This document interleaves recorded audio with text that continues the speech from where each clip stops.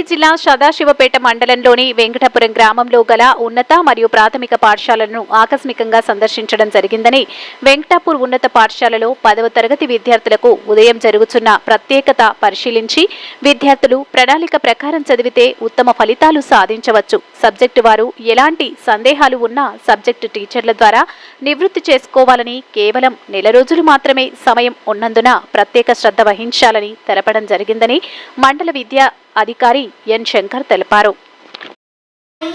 బయలుదేరాడు. వాళ్ళంతా కలిసి ఇంటి నుంచి రైల్వే స్టేషన్ కు ఆటోలో వెళ్లారు. ప్లాట్ఫారం మీదికి ముంబై వెళ్లే బస్ వచ్చి ఆగింది.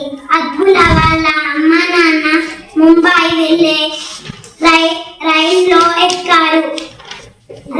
రైలులో రాత్రంతా ప్రయాణం చేసి ఉదయం ముంబైకి చేరుకున్నారు. రైల్వే స్టేషన్ కు దగ్గరగా ఉన్న బంధువుల ఇంటికి గుర్రం బండిలో వెళ్లారు. ఉదయం అమెరికా నుంచి పెళ్లికి వస్తున్న